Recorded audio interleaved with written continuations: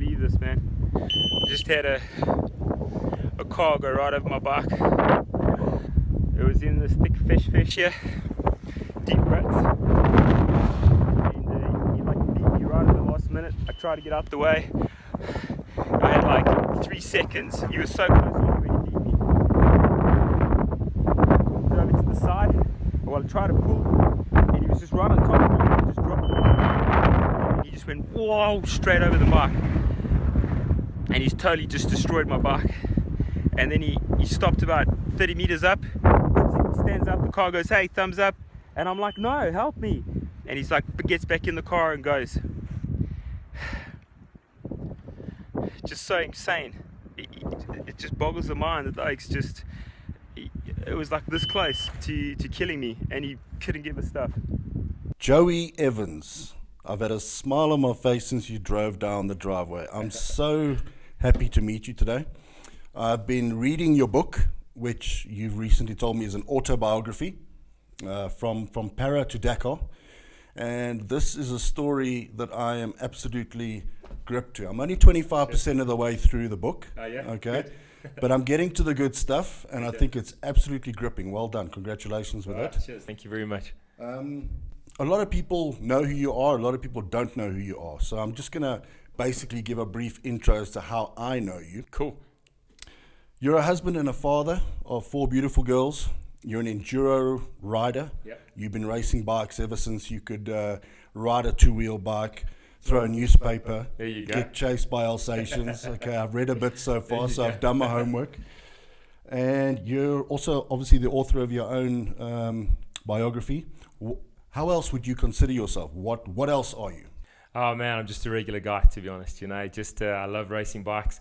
Love being out there with my mates, out in the veld and in the mountains and going to some cool places on bikes and things. So I'm certainly an adventurer at heart, and dad and a husband. That's fantastic. Now, how did you get into motivational speaking? That's something that's basically come up recently. Obviously, we're going to discuss the accident. We're going to discuss your journey through to Dakar 2017. Yeah. But motivational speaking is more on your sort of latest list of acquirements. How did you get that? Right? Absolutely. I do it full time now. That's been my job now for a while. Doing the keynote speaking for probably the last 18 months.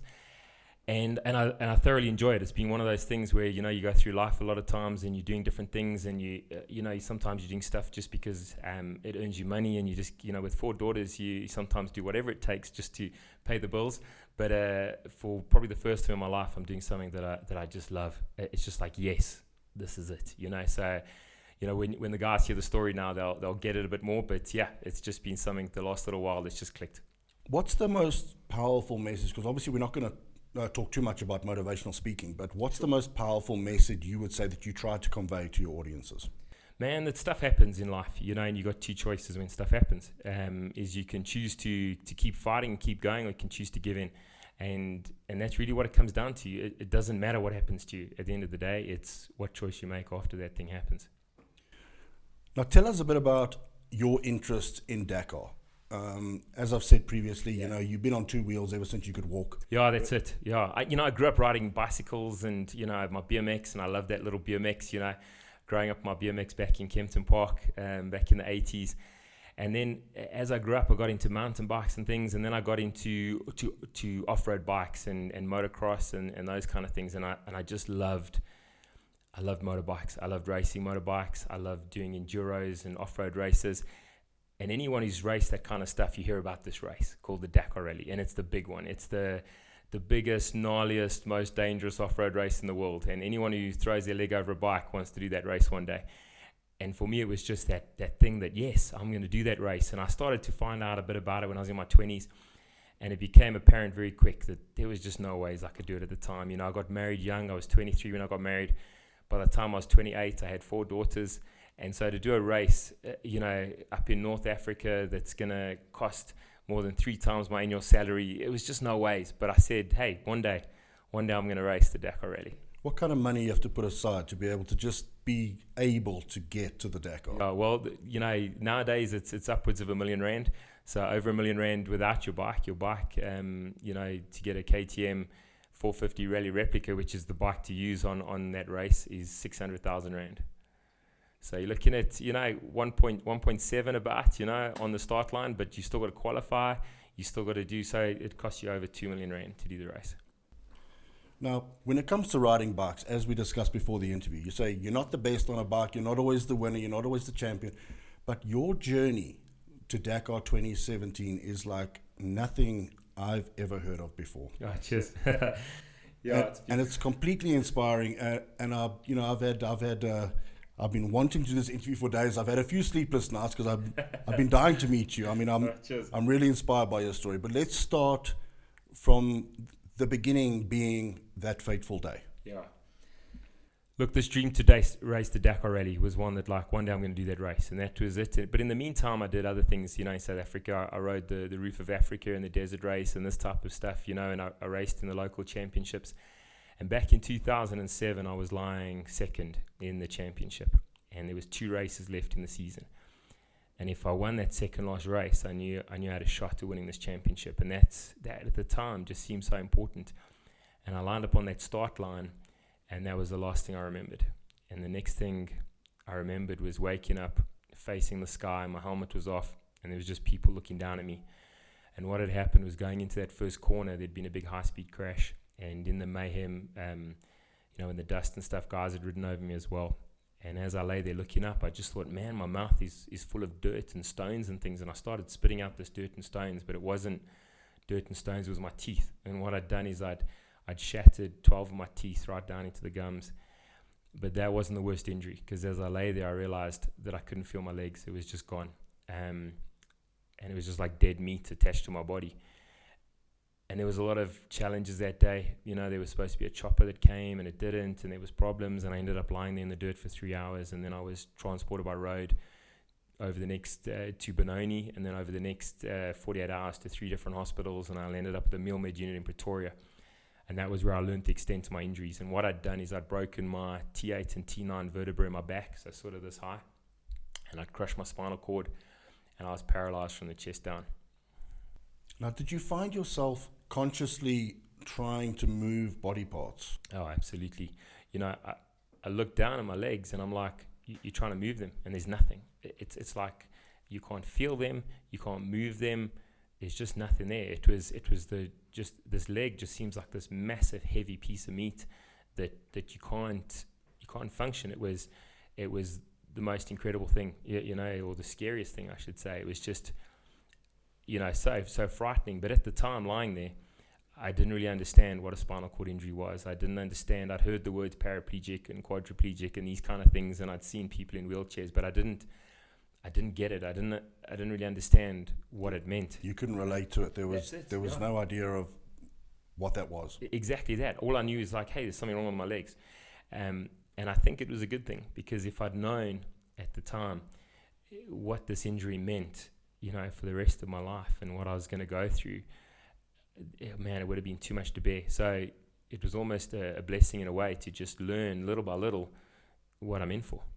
You were lying in the dirt for 3 hours, you wrote in your book, and you were supposed to be airlifted by a helicopter, but that didn't happen. So you had to wait for an ambulance. Yeah. So then you had this massive journey all the way to the hospital on a bumpy road, which obviously couldn't have been good for the situation either. Absolutely, yeah. And then when you arrived at the hospital, what do you remember of sort of the doors breaking open and you being wheeled into a hospital? Yeah, that's it. They pump you with so much medication that it's all like bits and pieces, and you remember bits here and bits there and stuff. I remember it being pretty scary, and I remember the hardest thing was just to try and stay calm, in your head and your body, and just lie still. I was strapped to a spinal board, and you've got the big cushions around your head with your head strapped back to the board, so you literally can't move your body. You can move your fingers and stuff, but I've smashed out all these teeth in my mouth. My whole tongue is just cut to shreds, and so I've got all these. My mouth is so sensitive, and my my tongue, every time I'm breathing, just the air going past all those broken teeth and things, and then the pain in my back was just extreme.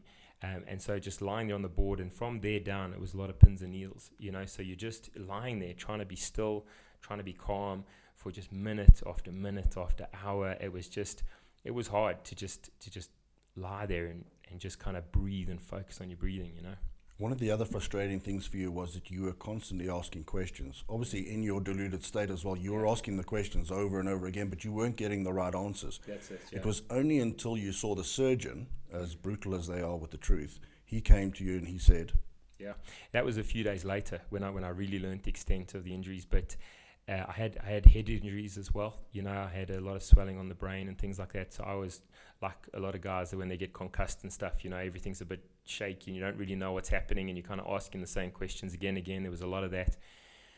But it was a couple of days later where I really learned the extent, where the guys kind of said to me, they said, look, the reality is you crushed your spinal cord, you're paralyzed, and you're not going to walk again. You're going to be in a wheelchair the rest of your life. And when I heard that, I was like, it can't be, surely there's got to be something, you know, it can't, just like that, it can't be, you know. But it was the reality of it. You were told initially that the spinal cord damage was complete, as they call it. Yeah. Which now complete refers to complete paralysis. Correct, yeah. That you're not gonna recover is the bottom line in medical terms, yeah. So at first they said it was complete, but that diagnosis obviously changed, you know, over the next few days, because what happened was I started to get, as the days passed, I started to get a little flicker in my right big toe. Now by this time my legs have all shrunk, they all go really skinny, you know, it goes so quick, you just lose all that muscle and everything. And if I really focused, I could make my right big toe just twitch just a little. And it kind of gave us some sort of hope. And obviously then the doctors realized that, look, you know, this is obviously incomplete. Now, when you have an incomplete spinal cord injury, it can be anything from you're perfectly functional with a small loss of sensation on your foot, or it could be a case of you've lost everything. And you can only move your big toe a little. So incomplete is this wide, you know, kind of scale of where you're at. And then the doctor said, look, he wanted to fuse my back because he felt there was pressure on the spinal cord, and he felt if he fused my back, he could relieve some pressure off the spinal cord and things. But other doctors said to us, don't fuse the back. So now we're like, do we, don't we? It was on those back and forth, you know, are we going to destroy any chances of recovery, or are we going to give ourselves the best chance of recovery? But at the end of the day, between my wife and I, we decided, yep, let's go for it, let's fuse the back. What were you told were the pros and cons between fusion versus no fusion? Well, where I had this little flicker in my big toe. And so they're saying, look, if they fuse the back, it could be a case of, you know, obviously they're drilling and moving and stuff around in that area, and then you could lose the movement in your big toe, and that's it, it's all gone, you know. Or it could be a case of we could relieve some pressure, and you have the possibility of maybe getting a bit more back as time goes along, you know. But with these kind of things, there's no promises. There's no like, this will fix it. Like if they put a plate in your collarbone, they're like, we'll do that, 6 weeks, going to heal, we're going to pull the plate out, then you're going to heal up again, and you're going to be good. 3 months from now, you're sorted. There's none of that. It's like, hey, we could try this, or we could try that, or you could take a chance with this, but there's no way to fix this injury. So surgery could have taken you from a point of incomplete injury to complete. Exactly that. With a slip of anything, be it a tool or just a slight bit of movement in the spine. Yeah, completely. And so we went in for the operation. We did it, and I came out of the operation, and the flicker in my toe was gone, and there was nothing. And now we're like, man, what have we done here? You know, is this the right thing? You know, but the next day, nothing. And then it came back, and I had this little flicker again. And then as the days and weeks passed, I got a little bit of movement in my left ankle, a little bit of feeling in my right quad, and slowly but surely, I just started getting a little bit more, started to be able to learn to stand with these back braces on my legs. So they kind of held my legs straight, and I strapped into these things, and little bit by little bit, just got a little bit better and a little bit better as the days and weeks passed. How long were you in hospital for in total? Just about 3 months. And I see that you went through over 350 physiotherapy sessions. Yeah.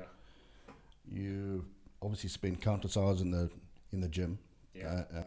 Look, over the years, it's one of those things where with an injury like this, you don't just heal from it. You know, it's not one of those things where it's like done. In my mind, to give you an idea, when I was racing, you didn't want to crash, because if you crashed or broke a bone, it meant you couldn't race for 6 weeks. And so in my mind, 6 weeks. If you have an injury, you're going to lose 6 weeks. And that was as big as it could get. You don't ever think something like this is going to happen. But an injury like this takes years to heal. You know, as we'll discuss, I'm sure just now, you know, I still have a lot of challenges now. But and this is 12 years on.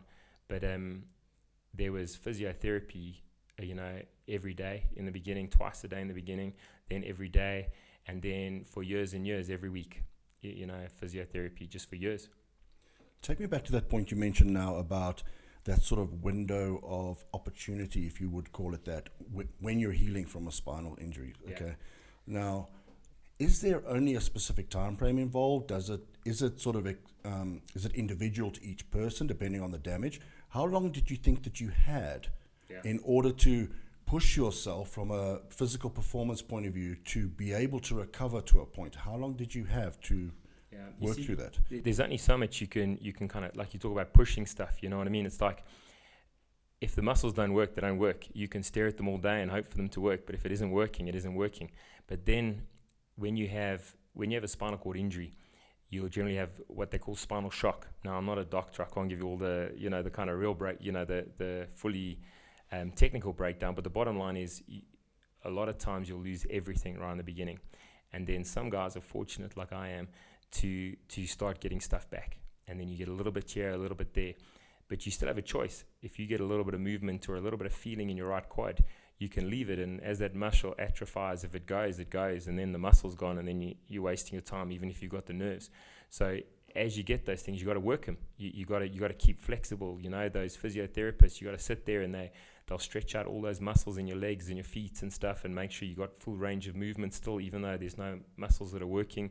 And then if you get a little bit of a flicker, like I had in my right quad, for instance, I got just a little flicker. It wasn't enough to straighten my leg. It wasn't enough to pick up my leg or do anything like that. But I could feel there was something in my quad. I could just slightly flex that muscle. And so I'd lie there in that hospital bed at night and just flex, release until it wouldn't flex anymore. It just, was kind of worn out. And then it would recover, and I'd lie there and just count out reps, in that hospital bed, just trying to flex, release, just to keep things going little bit by little bit.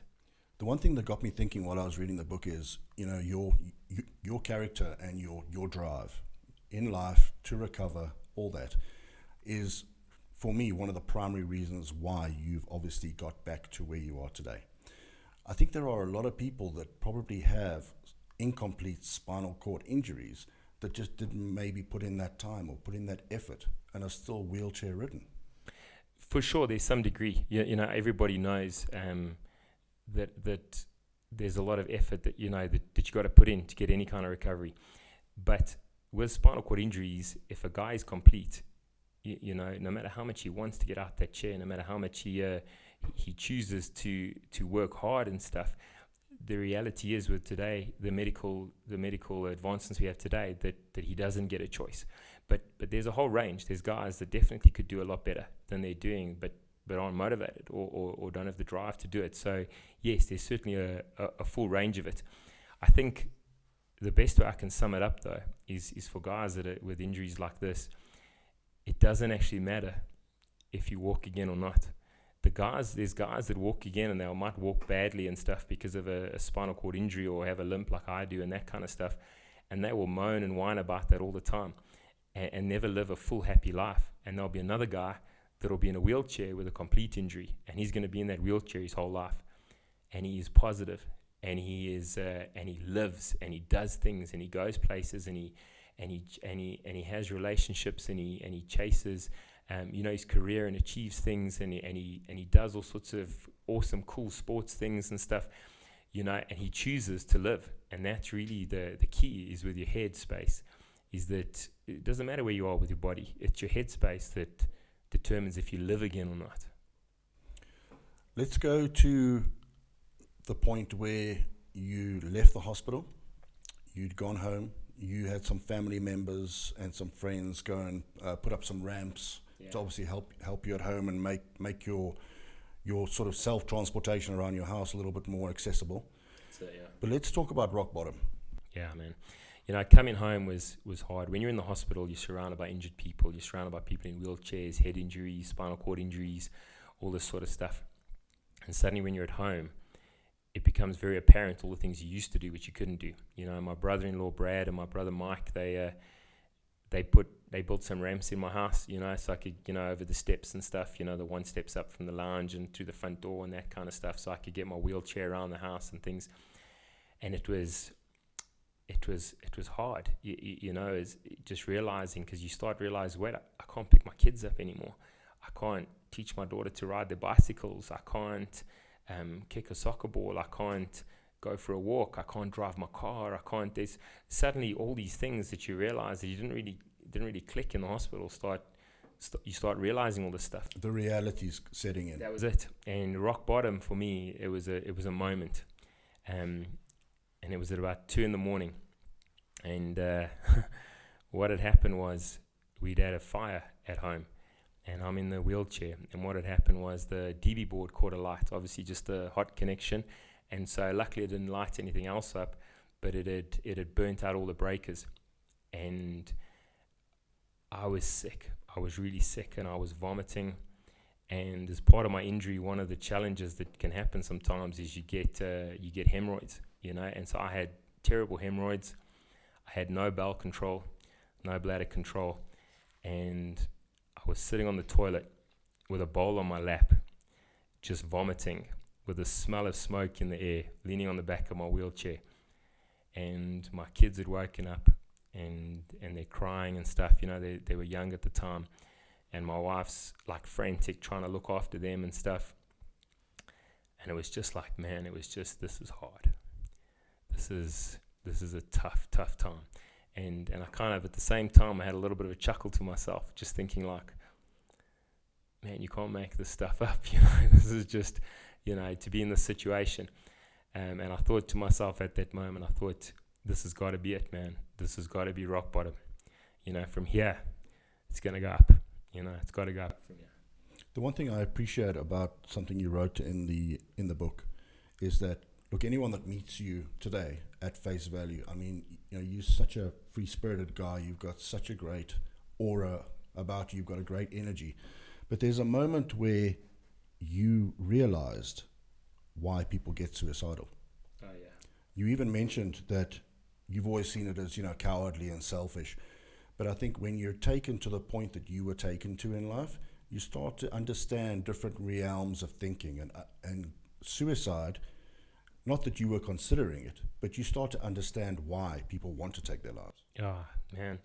I totally did think it was a bit of tapping out. You know, it was just, you don't do it, you know what I mean, before. And suddenly when I found myself where I'm looking at a life in a wheelchair, you know, and I'm looking at a life with no bowel control and no bladder control, and everything is gone. All your dreams, all your hopes, all the things you used to do is just gone. You kind of look at that life and you go like, I can't.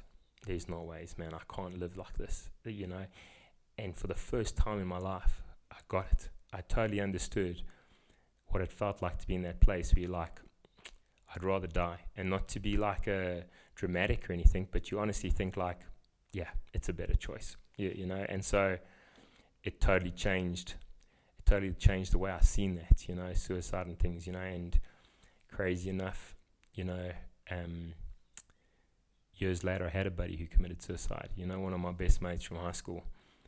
And it just made me so sad that he was in that place, and I didn't realize he was in that place. And I wished I'd realized. I wished I could have changed that for him, you know, try to help him or work through it or something like that, because it's a hard place. Would you say that was a point, I'm talking about your own personal experience, would that be a point where, you know, you hit a fork in the road and you've got left to absolute sort of pure negativity and abandonment and just give up, and you've got right, which is family, positivity, and let's make sure that I'm going to walk again? You know, is that the point you think you were at that stage? Yeah, for sure. You know, I think you have to make that choice. You know what route you're going to take, and then when you make that choice, to live and to survive and to move on and stuff, then you have to stick to that choice, and you have to remake that choice every day, and sometimes several times a day. You just keep making that choice, because there's that dark road on the left there, and you look at it, and it's that road of self-pity and why me, and you know, this is just terrible and I can't do this. And once you start taking a few steps down that road, you got to be like, whoa, flip this around, man, because if you just keep going down that all the time, it just gets worse and worse, and that's where you end up. And so you got to make that choice. But it's not it was a big one day for me that I made the choice, but then every day after that, it's remaking that same choice again and again. Okay, let's talk about Dakar. Let's talk about, you've taken that path. Okay, we decided we're going to recover, we're going with the positive side, and now you're slowly starting to think about getting on a bike again while you're at home. Yeah, that's it. When you're in that hospital, it was tough, and all this sort of things. But I'm a pretty goal-driven kind of guy, and so I needed that thing, And I thought about the Dakar Rally when I was still in that hospital, and I thought, just man, it would be, how cool would it be to come back from this and still race the Dakar Rally? That would be, man, that would just be awesome. And at the time, I didn't really believe it was possible, but I thought, man, that would be an incredible dream. Where were you in your recovery when these thoughts started to come right about? At the beginning, when I was still completely paralyzed, I just thought, man, if I could come back from this, it was just something that, like, that would just be like, that was that big thing, man. Man, could you imagine that kind of thing that makes you dream and makes you kind of think, like, what if, kind of stuff. And so I got out of hospital, started learning to walk again, was walking pretty good and stuff. And it was about 2 years after the accident, it was the first time I had the opportunity to climb on a bike again. And I saw my buddy across the road in the felt, Neil, and I went over to him, and he was with a mate teaching him how to ride a bike. And we were chatting a bit, and then Neil was like, hey, you want to give it a go? And I was like, yeah, let's do this. And he had that kind of look on his face as if like, I was just kidding, and also like, where's your wife? And I was like, come on, help me get on, and so, off-road bike's pretty tall. So he had to help me lift my leg over, get on this bike. And I pulled out the Kickstarter to start it, and I lifted up my leg, and I just couldn't hold the bike up, and I just fell over, with my weak leg. I just fell over, with the bike still between my legs. And what your mates are like. They're not like, oh, shame, are you okay? They're just like, aha, you chop, and had a good laugh at me. And then I was like, come on, man, help me up here. And they picked the bike up, helped me get back on, started the bike. And I rode that bike just for about 200 meters in this flat piece of felt, just in a big circle. But not being able to run, not being able to, do the sports I used to do and all that kind of stuff, to be able to get on that bike and just twist that throttle and just move effortlessly was just incredible. You could control the foot pedals and pegs at that stage? Well, not great, but I could change gears. I think I went up to second, You just stick in second and just burn it. That's it, and just go. And just to be able to go in that big circle, just to move with just such ease was just fantastic. And you know what I'm thinking about? I'm thinking about Dakar, and I'm thinking, man, what if? So the next thing I did is I bought a second-hand bike. I cut the foam out of the seat so I could get my feet down flat on the ground, and I got the suspension lowered so that I could, be able to hold it up and that kind of stuff. And I went to my physiotherapist, and I said, Shanae, I need you to teach me to get on and off a motorcycle. That's what I need you to do. And she was obviously like, that's a great idea. Okay, she didn't say that. But what did she say? I don't know if I can use those kind of words on air. She said, what? Excuse me? You want me to help you get onto a what? I think it was one of those where I'm paying you, this is what we're doing. But she's played pro sports herself, she's a Springbok hockey player. And so she gets it. She gets what it's like to just do what you got to do to make the competition type thing. So she helped me out, and we started learning to get on and off the bike, and slowly but surely I started to ride again. And now to be able to ride and be with my mates and be in the mountains, and it was just incredible. And I kept thinking about this Dakar goal, and I'm like, man, one day. And the years passed, and if you want to race Dakar, you have to qualify.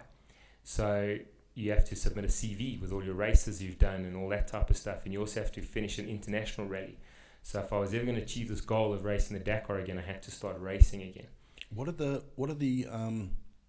do you have to do in that international race to qualify? Do you have to win? Do you have to come in the top 10? Do you have to come in a certain time? How does it work? No, you just have to finish one of the international rallies. So there's about 5 or 6 around the world. You have to finish one of them in the pro class. And so it's just a finish in the pro class. That's what you need to qualify for Dakar.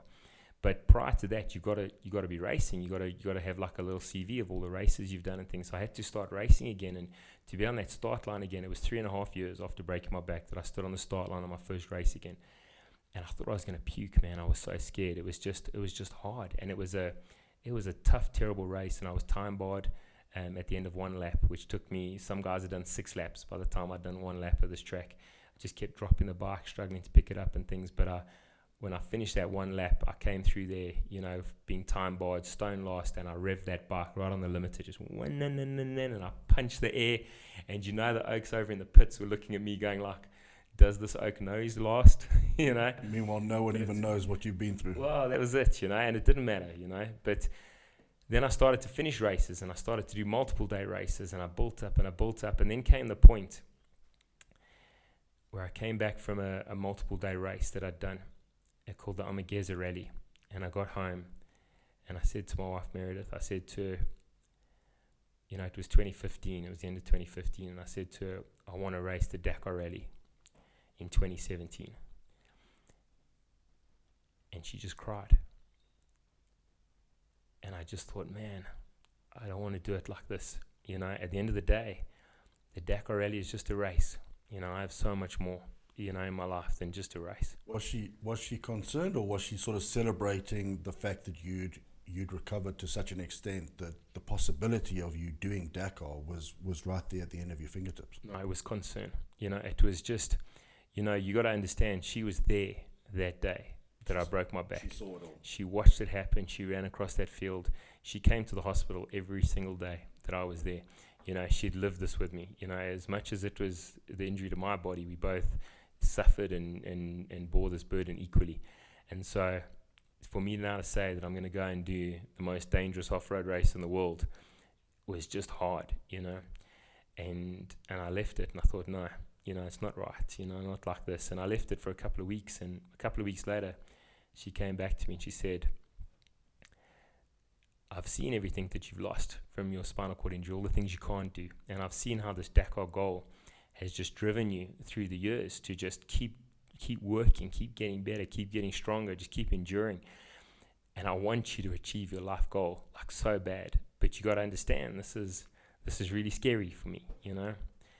And so she said, as a family, we are going to back you 100% to go and race the Dakar Rally. But you got to make me 2 promises. And the first thing is, you can't die. And the second thing is, you better finish that race. Because if you don't finish, you're not going back again. So promises were made. And the last thing I needed at that point for my Dakar CV was to do that international rally. So we took our savings, and I bought a place on a French team called Nomad Racing, and I went over to Morocco to go and race the Mazuga Rally. You know, it was over 7 days through the Sahara Desert and Morocco and things. What kind of distance are you looking at there?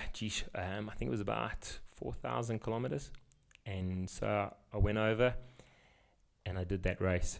And there was so much I could tell you about that race, but the bottom line was that I finished. And I finished that race, and I came home and I filled out this Dakar CV and I sent it in, and I waited. And about 6 very long weeks later, I got a letter, and it just said, "Dear Joey, congratulations, you've been accepted to race the Dakar Rally in 2017. Man, when I opened that mail, I was just like, just blown away. But to race the race, as I told you earlier, costs over R1 million. And the bike's another 600,000 Rand. So we decided we would finance the bike, 600,000 Rand, but we didn't have any more money. And so I needed to raise 1.1 million Rand. And what did you do to get the money? Well, there I was. It was 6 months before the start. Now I've got an entry to the Dakar Rally in my hand, but I don't have the bucks. But I was thinking, after everything I've been through, to say I can't do it now because of money, that's just lame, man. I got to make a plan. And so I sat down with Meredith and I sat down with my girls, and we said, right, what are we going to do? And we made a list, and we started just doing any kind of fundraiser we could. We did fundraising evenings where I got speakers, and guys bought tables to come there and stuff. We did enduro bike events. We did adventure bike events. We sold caps. We sold T-shirts. We said that anybody who donates, we don't care if it's $10 or $10,000, we'll put your name on the bike. And we had more than 320 people donate to put their name on the bike. We just did about anything we could. Some of the stuff legal, some of the stuff not. No, I'm just kidding. But we just did pretty much anything we could to just raise this money. And it was about 5 or 6 days before the start of the race, and we reached that goal of 1.1 million Rand. That's fantastic. And so on the 3rd of January 2017, down in Asunción, Paraguay. I stood on the start line of the Dakar Rally. At that point, you're on the start line. It's been, is it how many years? 4 years since you had the spinal cord injury? No, that's 10 years. Oh, sorry, 10 years. 10 years, sorry, yeah. Now, at what point in your recovery are you at? What can you do? What can't you do? You can obviously ride a bike. Yeah. But how have you progressed through your recovery versus your qualifying event, and now you're at Dakar? Yeah. So we're 10 years on from breaking the back, but I've still got a lot of permanent damage because of the spinal cord injury that I'll deal with my whole life. So where I'm at on that start line is just where I'm at now, which is now 12 years on, is that I can walk. You know, people who can see me walk, they often won't even notice that I got a problem. I got a little bit of a limp, and I'll catch my feet on steps and that kind of stuff. But I can't run, I can't jump, I can't do sports and things like that. Below my chest, I can't feel hot or cold or pain sensation.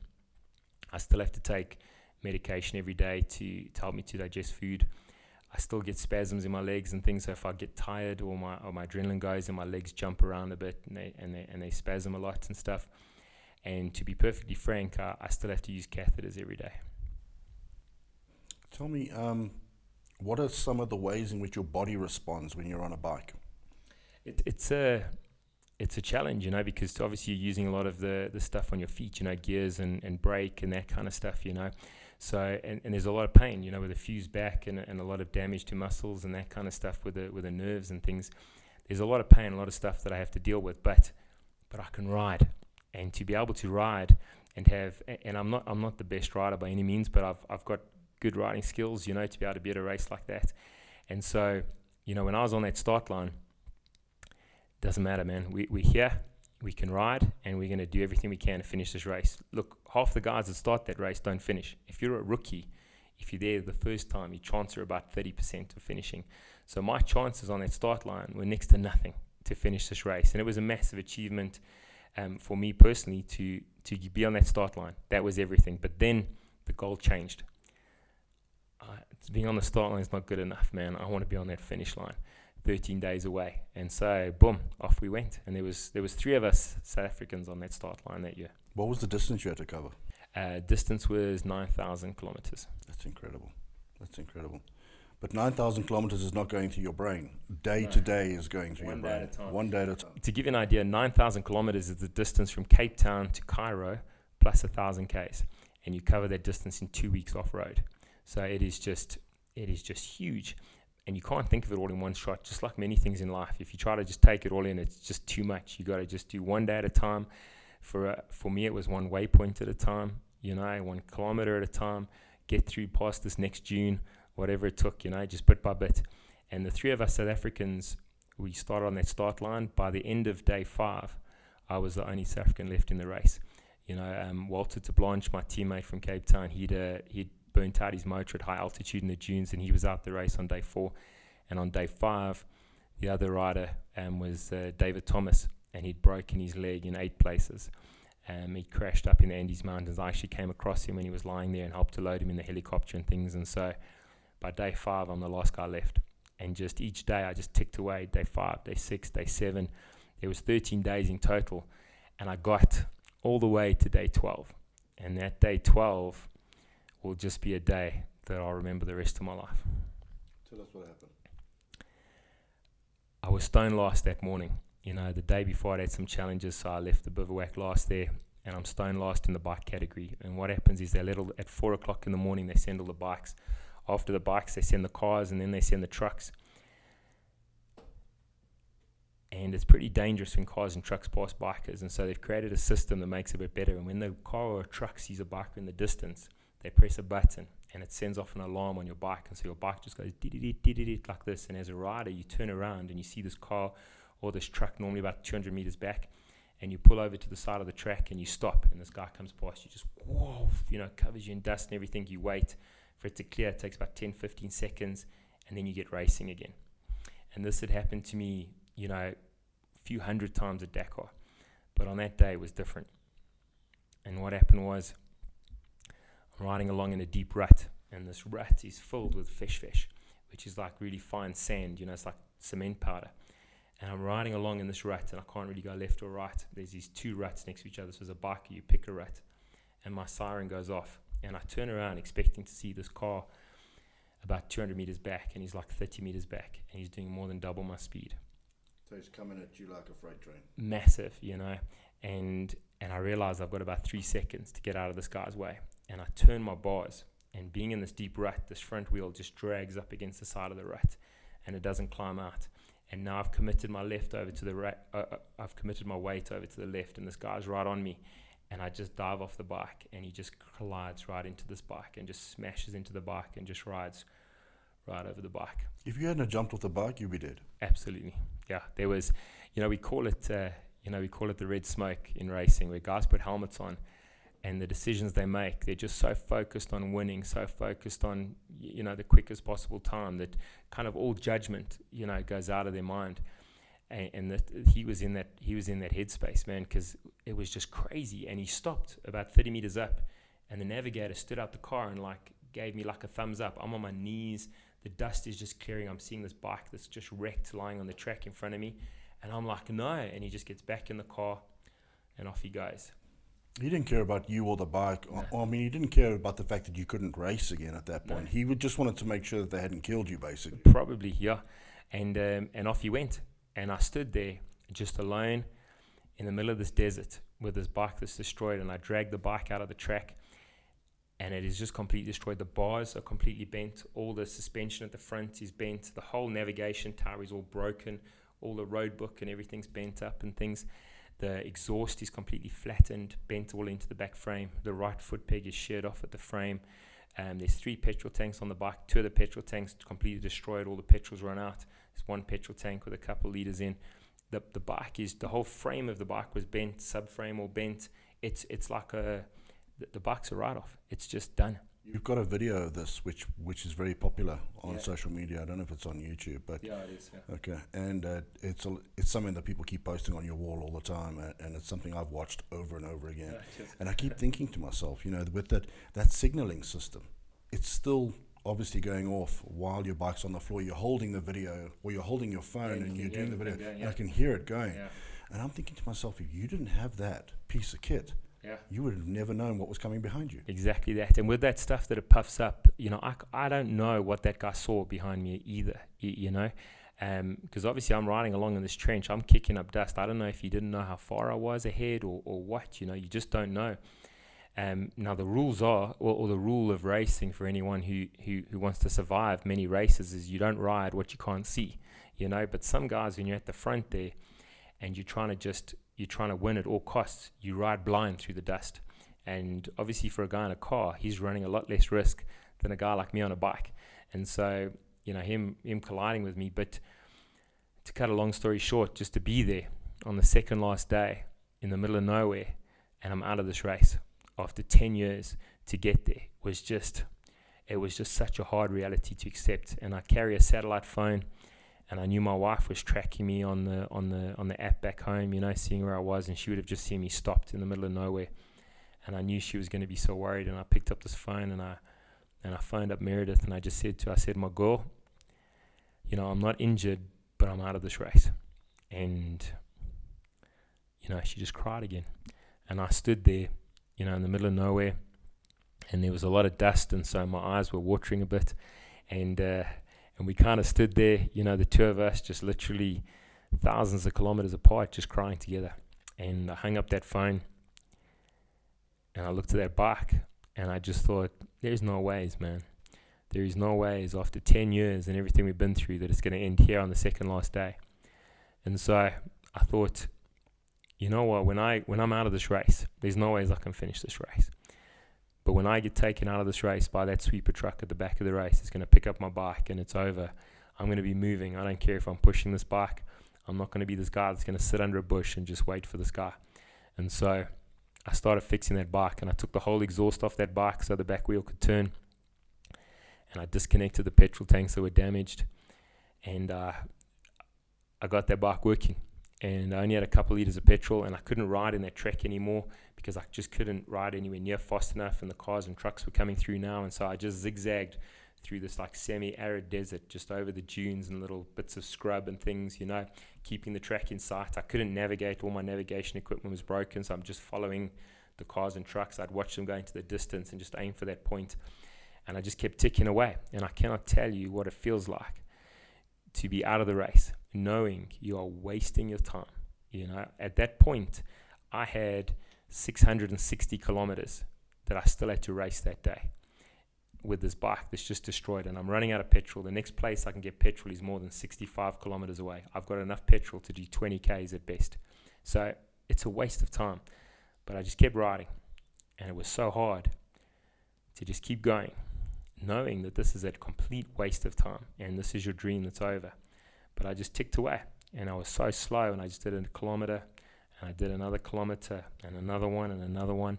And I just kept ticking away, and the time's going at the speed I was going. It would have taken me a week to cover that distance, wasting my time.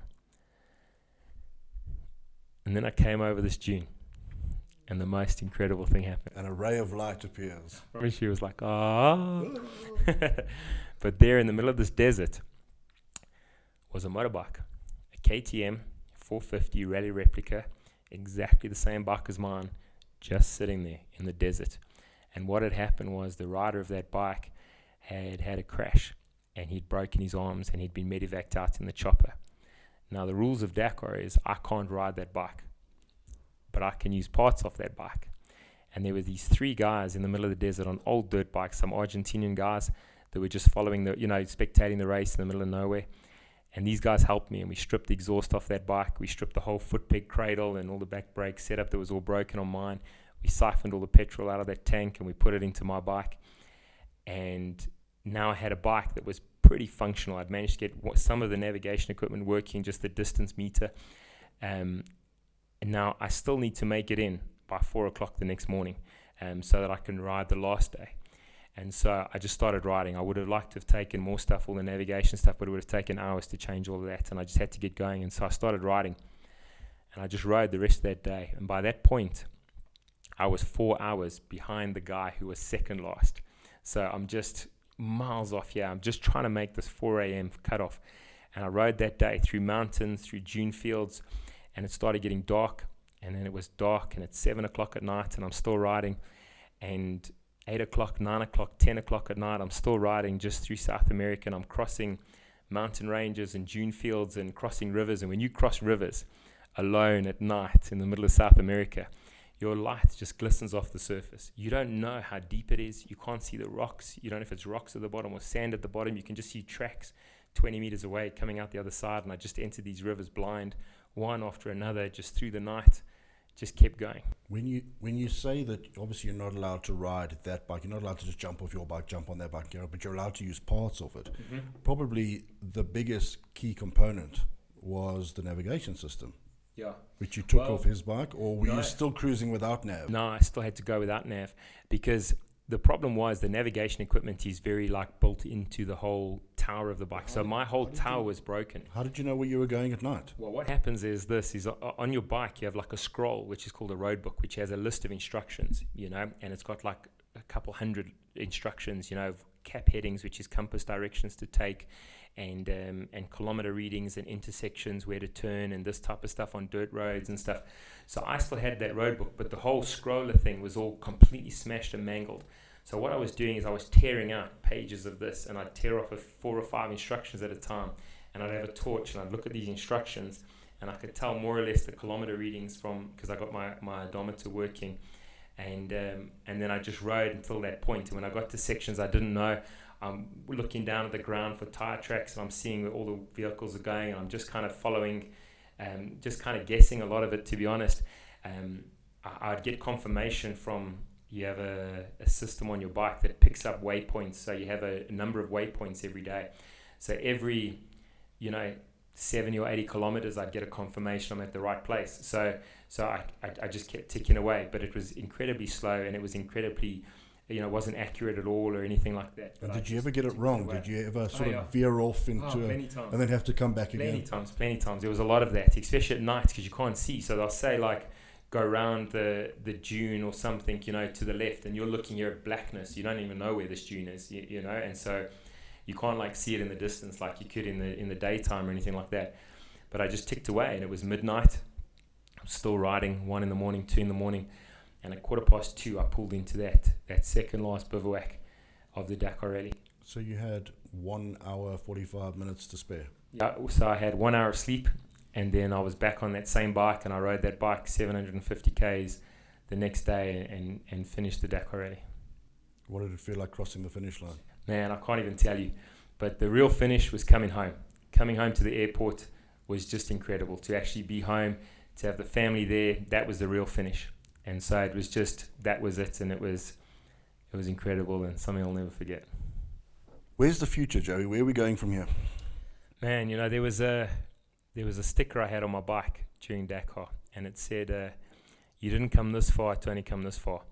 You know, I wanted to remember that no matter what that those 2 weeks threw at me, that it was 10 years into this, and there was no ways I was going to give up no matter what happened. And I think that still applies, you know, once I got back now. You know, I don't want to be this guy that just, you know, now the rest of my life just has this one cool thing that he did, and you kind of live on that, you know, forever. You end up being like that guy in his 50s that keeps talking about I played first team rugby in high school. You know, you don't want to be that guy. So I do want to do more things. You know, there's so much more I want to do. The first thing that happened, you know, when I got back, I was back a few months, and the opportunity came up to write the book, and I was offered a ghostwriter, and I said, okay, cool, yeah, that's it, I'll do that. And then I gave it some thought, and I woke up at 2 a.m, and I thought, you know what, you know, stuff this, man, I'm going to write this book myself. And so I got up right then, and I started writing, and I wrote that whole day. And 3 months later, I finished the manuscript, typed that whole thing with 2 fingers, you know, just like this, showing off with a thumb on the space bar every now and again. And so I wrote the book, and so that was the next big thing. But yeah, we're not done yet, and there's some more things I want to do. One of the main things has been doing the speaking. You know, it's something I've never done. I've never dreamt that I had a goal to be a motivational speaker, as you mentioned, or a keynote speaker, but I'm loving it. You know, I'm loving doing it. I started doing a couple for mates for their companies as a way to raise money to get to Dakar, and I've just decided, yeah, man, I'm loving this, and I've had a lot of bookings and stuff, and I've had the opportunity to speak in Australia and up in Kenya and in Germany this last year. And so for the next year, the goals are to widen that. You know, I want to speak over in the States and throughout the world. And what I also do is when I go to these different countries, I make sure I ride bikes. So we get to go speak there, and then I find who the local guys are that are riding some off-road KTMs and hook up with the guys, and they take me to their local spot, and we do some riding. So that's the next thing. And I've got another thing I'm working on, a little project I'm working on at the moment, which is hopefully going to happen in 2020, all being well. And where I want to do another big race, which we'll announce when the time's right. But I want to do it, and I want to raise. A big part of it is going to be to raise funds to help guys who are injured, not to buy them normal wheelchairs or that kind of stuff, but to buy them stuff and to help them to be able to do sports. You know, there's so many things that you can't do when you lose your ability to walk and things, but there's so much you can do. And sometimes you just need some equipment. You know, you need a wheelchair you can play tennis with, or a wheelchair you can play wheelchair rugby with, or a hand cycle, or these kind of things. You know, there's so much, and so I really want to help in those areas as well. Fantastic. Now, people who want to get their hands on your book and they actually want to maybe contact you, where can they go? Yeah, you can get them at a lot of the bookstores, and if they don't have stock, they can always order. But also you can get them at, the best is probably on my website, just joeyevans.co.za. You can order it straight off the website, and we courier it to you. You have it within 2 or 3 days. There we go. Make sure you get hold of Joey and get your hands on the book. Joey, I just want to take a moment to say thank you. Thank you for coming through. It's been an absolute honor to have you. I can't wait to carry on reading the book. Good. I need There's so much more that we haven't spoken about, so I hope you enjoy it, buddy. Thank you so much for coming on. Cheers, man. Thank you. Cheers. Bye-bye.